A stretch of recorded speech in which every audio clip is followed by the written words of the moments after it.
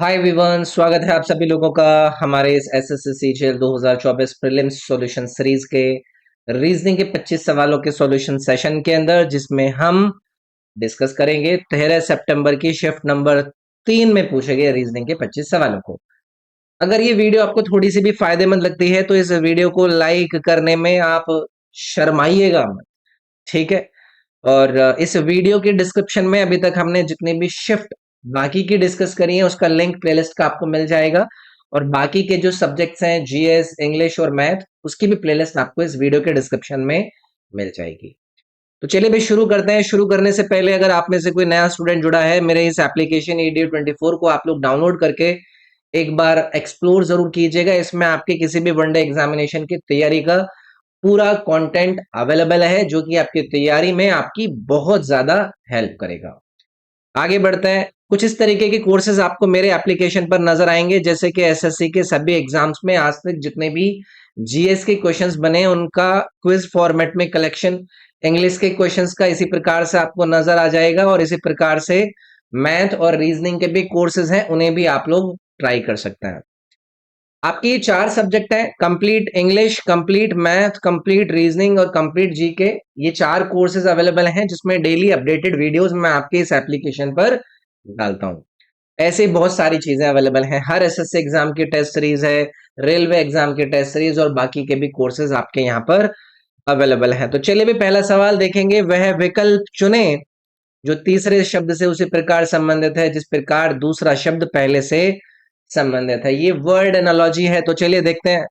Magician को इन्होंने संबंधित किया है मैजिक से, तो बताइए डांसर क्या करता है? डांसर क्या करता है? डांसर घुंघरू बजाता है। बेटा डांस करता है ना। तो यहाँ पर आपका ये जो डी वाला ऑप्शन है वो करेक्ट हो जाता है। इससे आसान क्या ही चीज मिलेगी आपको। चलिए आगे बढ़ते हैं। एक निश्चित कोड भाषा में कोडिंग करी है भाई इन्होंने। किस तरीके से? वैट को इन्होंने कोड किया है 43 से। उसके बाद डब्ल्यू डब्ल्यू को इन्होंने कोड किया है 47 से। तो ये पूछ रहे हैं ZHU किस प्रकार से कोडेड रहेगा। मैंने आपका जो रीजनिंग का कोर्स मेरे ऐप पर कराया है उसमें भी इसको एक्सप्लेन कर रखा है, यानी कि इस प्रकार के कॉन्सेप्ट को। वी की अल्फाबेटिकल पोजीशन 22 होती है, ए की अल्फाबेटिकल पोजीशन 1 होती है और टी की होती है 20। इन तीनों को जोड़ो आप, 43 मिल रहा है। इसी प्रकार से ये एक नंबर पर है और ये 23 और ये 23, तो तीनों को मिलाकर देखो आपका कितना बना 47। जेड कितने पर होता है? 26 पर। एच कितने पर? 8 पर। और आपका यू 21 पर। तो इनको आप सम कीजिए, ये कितना हो गया 29। 29 और 26 आपका कितना हो जाएगा 55 ना। तो यहां पर आपका ये ऑप्शन नंबर बी करेक्ट हो जाता। चलिए आगे बढ़ेंगे। एक ऑड वन आउट आपको इसमें बताना है। ऑड वन आउट 3 एक प्रकार के हैं और एक आपका अलग है, उसी को आपको इसमें ढूंढना है। Joy, peace. अब आप लोग मुझे बताइए कि आनंद और शांति ये एक प्रकार से क्या है? एक प्रकार से एक दूसरे के सिनोनिम है ना, यानी कि पर्यायवाची हैं। जॉय और पीस एक दूसरे के सिनोनिम है, ठीक है। इसी प्रकार से माइजरी और हैप्पीनेस, यार ये तो विलोम हो गया। तो भाई ये क्या है? ये एंटोनिम है। प्रॉब्लम और कंसर्न, समस्या और चिंता, ये भी सिनोनिम हो गए भाई। और वरी से फियर आता है, ये भी आपका एक प्रकार से सिनोनिम। भाई जॉय से आपका पीस आती है, वरी से आपका फियर होता है, प्रॉब्लम से आप कंसर्न होते हैं। लेकिन ये जो बी वाला ऑप्शन है ना, ये आपका ऑड वन आउट है। माइजरी से हैप्पीनेस नहीं आती है, ठीक है। चलिए आगे बढ़ते हैं, अगला देखते हैं। ये फिर से कोडिंग डिकोडिंग का है। इन्होंने कहा है कि भाई 13 जो है वो 117 से एक लॉजिक के आधार पर रिलेटेड है। इसी प्रकार 23 संबंधित है किससे? 207 से। तो बताइए कि 51 जो है वो किससे संबंधित होगा? यार देखते ही नहीं आंसर मिल गया आपको।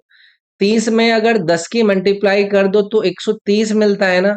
या फिर आप ये भी कह सकते हैं कि 13 इंटू 9 आपका 117 होता है।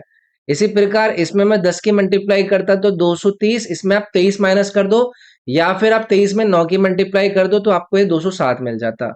इसी प्रकार से इस 51 में या तो आप 10 की मल्टीप्लाई करके 510 और फिर -51 कर लो, या फिर आप इस 51 में आप 9 की मल्टीप्लाई कर लो, तो देखो क्या ये आपको 459 नहीं मिल जाएगा। ये आपका ऑप्शन नंबर यहाँ पर बी करेक्ट हो जाता है। इंटू 9 कर लो, या फिर क्योंकि इंटू 10 करके ना दिख रहा है कि 130 में से 13 माइनस किया गया है, 230 में से ये 23 माइनस किया गया है, इसी तरीके से 510 में से मुझे 51 माइनस करना होगा, तो वैसे दिख रहा था। ठीक है, चलिए आगे आएंगे। ये फिर से आप लोगों को एक यहाँ पर पेयर दिया गया है, और उसी पेयर के आधार पर आपका इन 4 विकल्प में से एक पेयर बनता है, उसको आप लोगों को ढूंढना है। काजीरंगा को इन्होंने संबंध दिया है राइनासोर से। तो आप लोगों को पता है कि काजीरंगा जो नेशनल पार्क है वो राइनासोर्स को कंजर्व करने के लिए एक आपका क्या है, एक आपका रिजर्व है, जहां पर राइनासोर्स को कंजर्व किया गया है, रिजर्व करके रखा गया है। ठीक है, उसके बाद इन्होंने गिर को दिया है लेपार्ड में, गिर से संबंध लायन का है, लेपार्ड का नहीं है। ठीक है, उसके बाद परियार जो आपका सेंचुरी है उसका एलिफेंट है, ये वाला बिल्कुल ठीक है भाई, इसमें बी ऑप्शन आपका करेक्ट हो जाता है। तो परियार आपका किसको संरक्षित करता है, एलिफेंट को संरक्षित करता है। ठीक है, याद रखोगे, ऐसे सवाल आपके पूछ ले जाते हैं, ये चीजें इंपॉर्टेंट हो जाती हैं तो बन जाती हैं आपके सवालों के रूप में। ये आपको एक वर्ड सीरीज दी गई, इसमें मैंने आपसे कहा है कि इसमें ऑप्शन वाइज जाया करो, तो ये पहला वाला चेक करने की वैसे जरूरत है नहीं, है ना। उसके बाद सेकंड वाला जो लेटर है वो देखो, एच, एल, पी और फिर एक्स। एच की पोजीशन क्या है भाई, 8, एल की पोजीशन कितनी है, 12, उसके बाद पी की पोजीशन कितनी है, 16। तो देखो ये +4 हो रहा है, 16 +4 करोगे तो आपका क्या आएगा, 20। और 20 नंबर पर कौन बैठता है, आपका टी बैठता है ना, तो आपका टी आना चाहिए था सेकंड लेटर में। तो देखो ये वाले ऑप्शन आपके आपके एलिमिनेट हो गए। थर्ड वाला भी चेक नहीं करना है, लास्ट वाला चेक कर लेता है, सी, जी, के और एस। सी आपका 3 नंबर पर है, जी आपका 7 पर होता है, के आपका कितने पर होता है, 11 पर होता है। ये चीजें क्लियर होनी चाहिए कि भाई कौन से नंबर पर है। उसके बाद आपका देखो ये भी 4 से बढ़ रहा है ना। अब 11 + 4 करोगे तो कितना आएगा, 15 आएगा, और 15 नंबर पर आपका कौन बैठता है, आपका ओ बैठता है। तो ये वाला जो ऑप्शन है ना आपका बी वाला, ये इसमें करेक्ट हो जाता है। ठीक है जी, चलिए आगे बढ़ते हैं। ये एक फिगर बेस्ड सवाल है, ऐसे बहुत सारे सवाल मैंने आप लोगों को करा रखे हैं भाई। वैसे तो ये सवाल मैं आपको होमवर्क में देता हूँ, लेकिन एक बार इसको कर लेते हैं भाई कवर। तो ये ट्रांजिशन देखिए, बदलाव देखिए कि पहले में जब आप दूसरे में जाते हैं तो किस प्रकार का आपको चेंज नजर आ रहा है। ये जो 2 है वो आपका यहाँ पर पहुंच गया, ये ओ उठकर आपका इस जगह पर आ गया, ये एक्स उठकर आपका इस वाली जगह पर आ गया। तो आपने ट्रांजिशन देख लिया। फिर आप एक बार दूसरी फिगर से तीसरी फिगर की तरफ आओ, वहां पर ट्रांजिशन को नोटिस करो, क्या वहां पर भी वही बदलाव हुआ जो 1 से और 2 के बीच में जाते टाइम पर हुआ था। क्या ये वहीं पर वो भी वही बदलाव नजर आ रहा है। तो चलो एक बार देखते हैं। जो 2 यहां पर था वो फिर कहां पर चला गया था, आपका एक नीचे। लेकिन यहां पर जो x है वो देखो तीसरे में कहां पर आया, यहां पर आया है। यानी कि जो बदलाव पहले से दूसरे में हुआ है वो बदलाव दूसरे से तीसरे में नहीं हुआ है, वहां पर अलग हुआ है। अब इसके बाद तीसरे से चौथे में देखेंगे कि क्या बदलाव हुआ है। इसमें देखिए डी यहां पर था, वो देखो यहां पर आ गया, मतलब वही बदलाव हो रहा है जो पहले से दूसरे में हुआ। जो ओ यहां पर था वो बीच में चला गया, यहां पर जो 7 यहां पर था देखो वो बीच में चला गया। तो इसका मतलब ये हुआ कि जो बदलाव फर्स्ट से सेकंड में हुआ वही बदलाव 3 से 4 में हुए, और जो बदलाव 2 से 3 में हुए वही आपको 4 से 5वीं फिगर में नजर आएंगे। तो चलो देखते हैं। जो एक्स यहां पर था वो इसके ऑपोजिट में इधर चला गया, यानी कि ये जो 2 है ये आपका कहां पर पहुंच जाएगा, यहां पर पहुंच जाएगा। तो ये एलिमिनेट हो गया और ये एलिमिनेट हो गया। ठीक है जी, उसके बाद ये 7 को देखिए, ये 7 नहीं नहीं, ये 2 को देखिए, ये 2 यहां से उठकर बीच में आ गया। इसका मतलब ये जो डी है ये आपका बीच में आएगा। तो देखो डी बीच में यहां पर है, ये वाला आपका एलिमिनेट हो जाता और आपका ये ऑप्शन नंबर डी करेक्ट हो जाता। फिर ट्रांजिशन कैसे कैसे करके हुआ है उस आधार पे हमें पता लगाना था। ठीक है, चलिए आगे बढ़ेंगे। इन्होंने एक वर्ड दिया है रिडक्शन। रिडक्शन शब्द के प्रत्येक अक्षर को अंग्रेजी वर्णमाला के क्रम में व्यवस्थित किया जाता है। वर्णमाला क्रम में बाएं ओर से तीसरे अक्षर और चौथे अक्षर के बीच कुल कितने अक्षर होंगे?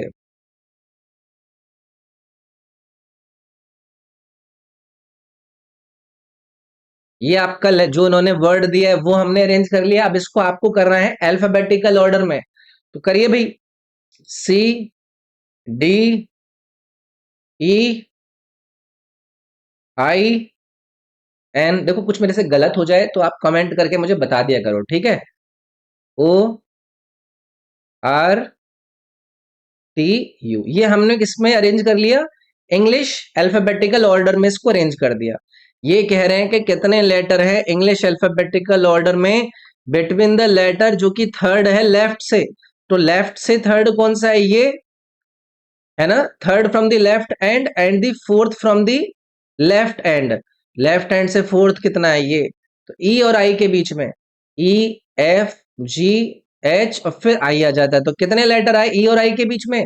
3 लेटर आए ना, तो यहां पर आपका ये ऑप्शन नंबर डी करेक्ट हो जाता है। तो ऐसी चीजें पूछ लेते हैं यार ये।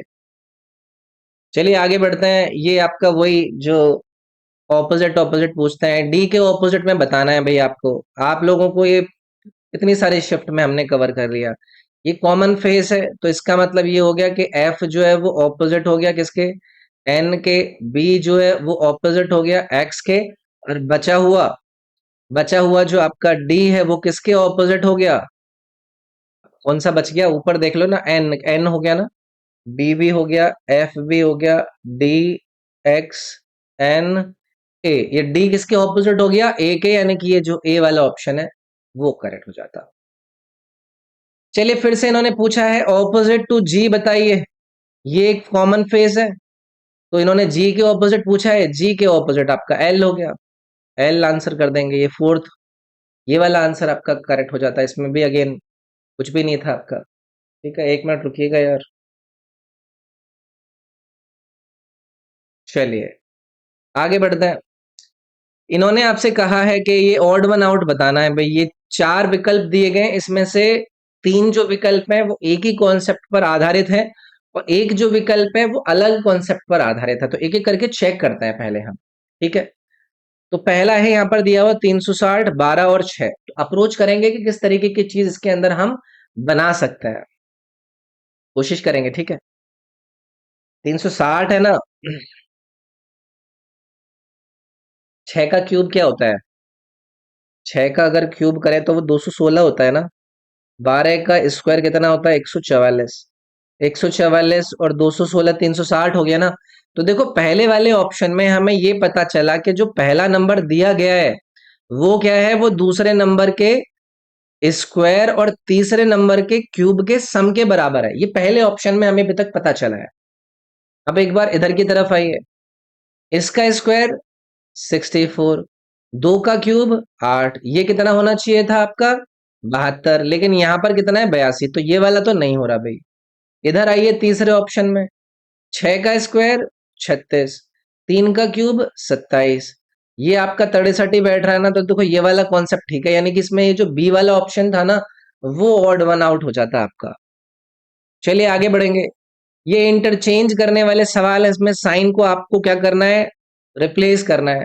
तो ये वाला जो सवाल है भाई ये आप लोग करेंगे होमवर्क में। तो क्वेश्चन नंबर 12 को मुझे बताइएगा। इसको एक बार इक्वेशन लिख देता हूं आपके लिए। 2864 मल्टीप्लाई और डिवाइड को इंटरचेंज कर रहे हैं, यानी कि डिवाइड बाई 4। माइनस और प्लस को ये इंटरचेंज कर रहे हैं, यानी कि प्लस 168 मल्टीप्लाई 2 माइनस 69। इसका आप लोगों को उत्तर बताना है कि इन 4 में से कौन सा विकल्प बनेगा। चलिए भाई, एक नंबर सीरीज दी गई है, इस नंबर सीरीज को फॉलो कराते हैं और देखते हैं कि इस वाले टर्म की जगह पर कौन सा नंबर आएगा। एक एक करके देखो, डिफरेंस देखो, सीरीज किस तरीके से बढ़ रही है। यहाँ पर 1 से बढ़ी है, फिर ये देखो 4 से बढ़ गई, ये देखो आपका 27 से बढ़ गई। यार क्लियर है ना? आप लोगों को क्लियरली नजर आ रहा है ना यहाँ पर किस तरीके से बढ़ रहा है? अब 54 के बाद कितना आया यहाँ पर? 60, 70। तो ये कितना है? ये तो 16 का ही अंतर है। देखो इन्होंने अलग तरीके की सीरीज है। ये कितने से बढ़ी है? 1 के क्यूब से। ये किससे बढ़ी है? 2 के स्क्वायर से। ये किससे बढ़ी है? 3 के क्यूब से। ये किससे बढ़ी है? 4 के स्क्वायर से। ये देखो, क्या ये 5 के क्यूब यानी कि 125 को ऐड करके मिल रहा है ना, 125 ऐड करके मिल रहा है, यानी कि इसके बाद आपका क्या आएगा, 6 का स्क्वायर यानी कि 36 आपको ऐड करना होगा। तो 195 में आप 36 ऐड करेंगे तो 231 यानी कि ए ऑप्शन मिल जाएगा। सीरीज में बढ़ना घटना जो क्रम है उसको आइडेंटिफाई करना है कि कैसे वो बढ़ रहा है, उसके हिसाब से हमारा आंसर निकल आता है। अगला सवाल है, दो युग्म दिए गए हैं, ये आपका सेट 1 है, ये सेट 2 है। इन दोनों में जो कॉन्सेप्ट है उसी आधार पर एक विकल्प भी है यहाँ पर, उसी को हमें क्या करना है, ढूंढना है। तो भाई ये 441 है, इधर 63 दिया गया है, तो किस आधार पर ये एक दूसरे के साथ आपको रिलेटेड नजर आ रहे हैं भाई, इधर नीचे 357 है, तो अगर डिवाइड करें 7×42 7×21, तो देखो भाई इस 67 में अगर मैं 7 की मल्टीप्लाई करूं, 441 मुझे नजर आ रहा है ना, इसी तरीके से यहां पर 7 की मल्टीप्लाई करो, देखो ये आपका 357 है, यानी कि पहली संख्या में 7 से मल्टीप्लाई करके आपका दूसरी संख्या मिली है। यहां पर 7 की मल्टीप्लाई करोगे तो आपका यूनिट डिजिट 0 तो नहीं आएगा, 7×4 = 28 ये वाला भी नहीं है, 7×9 = 63 ये वाला भी नहीं है, 9×7 = 63 ये वाला, यानी कि डी ऑप्शन इसमें करेक्ट हो जाता। ठीक है, चलिए भाई ये आपको दो सेट दिए इन्होंने, और इन दोनों सेटों में जो कॉन्सेप्ट आपका यूज हुआ है वही कॉन्सेप्ट आपका इन 4 विकल्प में भी यूज हुआ है, वही आप लोगों को क्या करना है, आइडेंटिफाई करना है। तो चलो एक बार ट्राई करते हैं, कोशिश करते हैं कि किस तरीके की चीज हुई है। भाई देखो, 9 से 27 यहां पर इन्होंने 3 की मल्टीप्लाई करी होगी, 27 से 31 यहां पर इन्होंने 4 का सम किया है, फिर इन्होंने 5 का सम किया है, यानी कि पहले 3 की मल्टीप्लाई, फिर 4 जोड़ दिया, फिर 5 जोड़ दिया। 10 में 3 की मल्टीप्लाई 30 मिल गया, पहले 4 जोड़ दिया और देखो फिर इन्होंने 5 जोड़ दिया, तो आसान है यार ये। यहाँ पर देखो 5 में 3 की मल्टीप्लाई 15, 15 + 4 19, 19 + 5 24, ये पहला वाला ही आंसर हो गया आपका। ठीक है, चलिए आगे बढ़ते हैं। ये फिर से आपका इंटरचेंज साइंस वाला सवाल है, मैं अगेन इसको आप लोगों को होमवर्क में दूंगा भाई। ऐसे बहुत सारे सवाल ऑलरेडी हमने पिछली वाली शिफ्ट्स के डिस्कशन में कर रखे हैं, तो यहाँ पर इन सवालों को सॉल्व करने में यार हम समय नहीं लगाएंगे, है ना, फिर टाइम खराब होता है। लेकिन आप लोग इसको आंसर करें कमेंट में, वो मुझे जरूर लगेगा कि आप लोग इंगेज हो रहे हैं मेरे इन सेशंस में, तो आप आंसर जरूर कीजिएगा इस सवाल का भी। ये फिगर बेस्ड सवाल है, आपको इसमें नंबर ऑफ स्क्वायर्स ढूंढने हैं, तो ये वाले सवाल भी आप लोगों के लिए होमवर्क में होते हैं। मुझे कमेंट करके बताइएगा कि क्वेश्चन नंबर 17 में कितने नंबर ऑफ स्क्वायर्स आप लोगों को नजर आए। ये है भाई मिरर इमेज वाला सवाल, इस वाली इमेज को इधर की साइड में जब आप देखेंगे तो ये किस प्रकार की हो जाएगी, तो इस सवाल को भी आप लोगों को मुझे होमवर्क में करके बताना है कमेंट में कि 18 नंबर सवाल का आप लोगों का उत्तर कितना आया। ये विकल्प नंबर 1 है, ये विकल्प नंबर 2, ये विकल्प नंबर 3, ये विकल्प नंबर 4। अगला है, ये फिर से वैसी सी एक सीरीज है, इसको चलो अभी मैं सॉल्व करूंगा आपके सामने। इसमें वही ट्रांजिशन देखना है, बदलाव देखना है। ये फिगर 1 फिगर 2, इसमें जो चेंज हुआ है उसको एक बार नोटिस करेंगे। जो पी यहां पर था वो यहां पर चला गया, फिगर 2 से 3 की तरफ आइए, जो डब्ल्यू यहां है वो देखो उसी तरफ चला गया जो पहले से दूसरे में जाने पर हुआ था। फिर जब तीसरे से आप चौथे में आते हैं तो देखिए ये एक्स आपका उठकर इधर वाली साइड चला गया, जब चौथे से 5 में आएंगे तो ये 1 उठकर इधर वाली साइड पर आ चुका होगा, तो आपका ये वाला ऑप्शन हम एलिमिनेट कर देंगे। इसमें देखो भाई, जो W आपका यहाँ पर था वो ऊपर आ गया, जो X इसमें नीचे है वो यहाँ पर आ गया, जो 1 इसमें यहाँ पर है वो यहाँ आ गया, तो ये जो 0 है वो आपका यहाँ पर आ गया होगा, तो सभी में वहीं पर है। ठीक है, ओके, ये जो 1 है ये इस कॉर्नर पर पहुंच गया, ये जो 0 है वो इस कॉर्नर पर पहुंच गया, ये जो P है वो इस कॉर्नर पर पहुंच गया, ये जो W है वो इस कॉर्नर पर पहुंचा होगा, तो ये भी गया और ये भी गया, यानी कि आपका आंसर जो बना वो आपका ए विकल्प बन गया इसमें। ठीक है, तो इसमें वो अलग अलग नहीं था चेंज, जैसे पहले वाले सवाल में देखा था। भैया आपसे पूछा है कि इसका आप लोगों को क्या करना है, वो बताना है कि कौन से ब्लैंक्स इसके अंदर आएंगे। तो इसमें क्या करना होता है ना, हमें पहले सम कर लेना होता है। तो 1 2 3 4 5 6 7 8 9 10 11 12, 12 है, 12 के आप लोग क्या बना लो, कुछ पैटर्न बना लो, 3 के बना लो या 4 बना लो। अब मैंने देखा 3 के से ही मेरे को आइडिया लग रहा है, ये वाला 3, ये वाला 3, ये वाला 3 और लास्ट वाला 3। तो यहाँ पर ओ पहले पर है, यहाँ पर ओ पहले पर है, तो यहाँ पर भी ओ पहले पर डाल दिया, यहाँ पर भी। यहाँ पर पी है तो ये बन गया भाई ओ ओ पी, ओ ओ पी, ओ ओ पी और ओ ओ पी। तो ये क्या बन गया, ओपी, ओपी, ओ ओ पी। तो ओपी ओपी कहाँ पर है भाई, ये आपका सी ऑप्शन में दिया गया है। ठीक है, चलो भाई आगे बढ़ते हैं, अगला सवाल देखते हैं। ये कोडिंग करी है इन्होंने एक सर्टेन कोड के अंदर, ये ई स्टेट जो है, E S T A T E, इसको इन्होंने क्या लिखा है भाई, 80।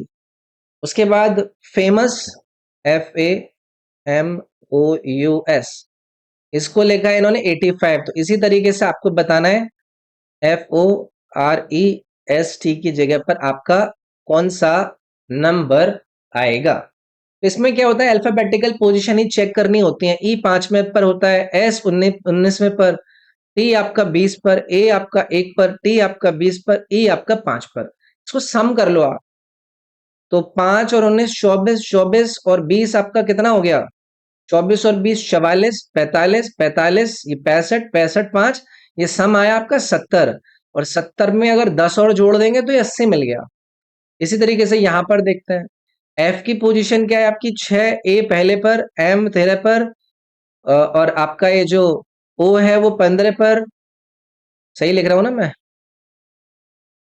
हाँ। यू कौन से पर है, 21 पर, और एस कौन से पर है, 19 पर। तो 6 और 1 7, 7 और 13 20, 20 और 15 35, 35 और ये कितना है आपका 40। तो कितना हो गया 75 ना, और 75 में आप 10 जोड़ दिए तो देखो आपको 85 मिल गया। तो बस यही करना है आपका। इस एफ की जो पोजीशन है वो कितनी है, 6, वो आपका 15 पर आ जाएगा। इसी तरीके से है ना, कोई दिक्कत तो नहीं है ना, ऐसे सवाल में आसान होता है। आर की पोजीशन 18, ई 5 पर, एस 19 पर, टी आपका 20 पर। तो 6 और 15 21, 21 और 8 39, 44, 44 और ये 64, 64 और 19 आपका, 64 और 64, 74, 84, 83 ना। तो 83 में आपको 10 ऐड करना है, तो 93 यानी कि सी वाला ऑप्शन करेक्ट हो जाता है इसमें। ठीक है जी, चलिए अगला सवाल है, ये वेन डायग्राम रिलेटेड सवाल है, आसान ही होते हैं। हाउ मेनी पीपल प्ले इधर ओनली वॉलीबॉल और ओनली चेस, कितने लोग या तो सिर्फ वॉलीबॉल पे खेलते हैं, तो सिर्फ वॉलीबॉल वाले ये 23 हैं भाई, है ना। या ओनली चेस वाले सिर्फ ये 43 हैं भाई। तो 23 और 43, यही तो आपका आंसर बन जाएगा। तो 23 और 43 आपका आंसर 66 आ गया, ये ऑप्शन करेक्ट हो गया इसमें। अगला है फिगर कंप्लीशन वाला सवाल, ये आपका पहला ऑप्शन, ये दूसरा ऑप्शन, ये तीसरा और ये चौथा। तो मुझे आंसर कीजिएगा कि क्वेश्चन नंबर 23 का आंसर कौन सा फिगर इस आपके ब्लैंक में फिट हो जाएगा। अगला सवाल है फिर से वेन डायग्राम में, how many women are either smart और ब्रेव और बोथ। हाउ मेनी वुमेन, तो वुमेन ये वाला है आपका, ये वाला जो है वुमेन का। आर ईदर स्मार्ट, तो स्मार्ट ईदर स्मार्ट बोला है, 13 भी ऐड होगा और ब्रेव भी ऐड होगा, या फिर बोथ। तो 13 और 3 16, और 16 और 14 आपका आंसर कितना बन गया, 30। तो यहाँ पर आपका विकल्प नंबर 4 करेक्ट हो जाता। फिर है भैया आपका फैमिली ट्री सवाल। इस फैमिली ट्री सवाल को आप लोग एक बार चलो देखते हैं, which of the following means. तो भैया ये चारों विकल्प के फैमिली ट्री बनाने पड़ेंगे आपको, चारों विकल्प के फैमिली ट्री। तो चलो भी पहला वाला विकल्प एक बार बनाते हैं, जेड एंड टी, एंड का मतलब क्या है, ब्रदर। तो जेड क्या है भाई, ब्रदर है किसका, बी का। फिर ये वाला है, इसका मतलब है वाइफ, यानी कि बी क्या है, वाइफ है किसकी, टी की। फिर मल्टीप्लाई है, मतलब फादर, यानी कि टी क्या है, फादर किसका, जे का। एंड एल, एंड का मतलब है मदर, तो जे क्या है, मदर है इसकी, एल की। तो इन्होंने पूछा है, इसका मतलब इन्होंने पूछा है कि किसका मतलब है, निम्नलिखित में से किसका अर्थ है कि जेड एल की पत्नी के पिता की माँ है। एल की पत्नी के बारे में तो यहां पर कुछ बात ही नहीं दी है। एल की पत्नी के पिता की माँ को इन्होंने बोला है ना, तो वो तो कुछ दिया ही नहीं है यहाँ पर। दूसरा वाला चेक करो भाई। तो एक बार मैं इसको हटा दूं, पहला वाला ऑप्शन तो हमने एलिमिनेट कर दिया, हटा देता हूं उसको। इसका फैमिली ट्री बनाता है। जेड, इसका मतलब क्या है भाई, वाइफ, तो जेड क्या हो गई, वाइफ हो गई बी की। मल्टीप्लाई टी, मल्टीप्लाई का मतलब क्या, फादर, यानी कि बी क्या है, फादर किसका, टी का। Okay, T and J, T mother है इसकी, जे की, एंड एल, जे ब्रदर है एल का। तो यहां पर क्या, जेड एल की पत्नी के पिता की माँ है। एल की, एल तो खुद पत्नी है, तो एल की पत्नी के पिता की माँ कैसे हो जाएगी, तो ये दूसरा वाला भी आपका एलिमिनेट हो गया। इस पे आओ भाई। जेड एंड का मतलब क्या था आपका, ब्रदर, जेड ब्रदर है बी का। इसको दो नहीं लगाना, एक लगाना ना।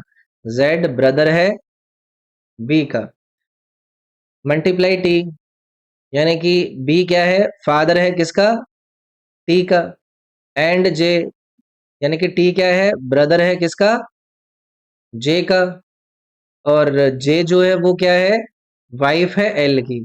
जे जो है वो क्या है, वाइफ है एल की। तो अब देखिए, एल की पत्नी, एल की पत्नी के पिता, इसके पिता ये है ना, है,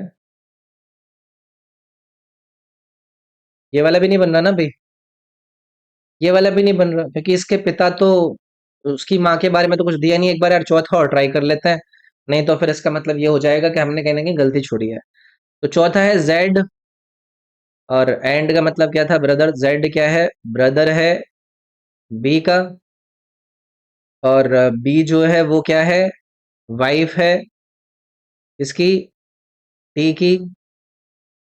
टी जो है वो क्या है, ब्रदर है जे का, टी जो है ब्रदर है जे का, और जे जो है वो फादर है एल का। जे फादर है एल का। यार इससे भी नहीं बन रहा।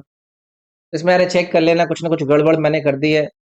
बाकी तो ठीक है, इसको भी बताना आपका आंसर जो आएगा कि क्वेश्चन नंबर 25 का आपका आंसर कितना रहा, ठीक है। तो ये था भाई आपके इस 13 सितंबर के शिफ्ट नंबर 3 के अंदर पूछे गए 25 सवालों का डिस्कशन। आई होप फायदेमंद लगे होंगे ये डिस्कशन आप लोगों को, और जो होमवर्क दिए हैं उनको आंसर जरूर करना है आप लोगों को कमेंट में। और आप लोगों को अगर ये वीडियो पसंद आई है तो इसको लाइक जरूर कीजिएगा। इस एप्लीकेशन को एक बार एक्सप्लोर जरूर कीजिएगा, और अगर किसी को भी रीजनिंग का कवरेज करना है तो ये जो कोर्स है ना मेरे ऐप पर, कंप्लीट रीजनिंग, इसको आप जरूर ट्राई कीजिएगा। इसमें आपकी तैयारी रीजनिंग की पूरी हो जाएगी, और बाकी के सब्जेक्ट्स की भी तैयारी पूरी होने के लिए आपका जो कंटेंट है वो मेरे ऐप पर अवेलेबल है। इसमें इतना ही रखते हैं, बाकी मैं मिलूंगा आपसे अगली क्लास के अंदर। अपना ख्याल रखिए। Thank you, take care, bye bye.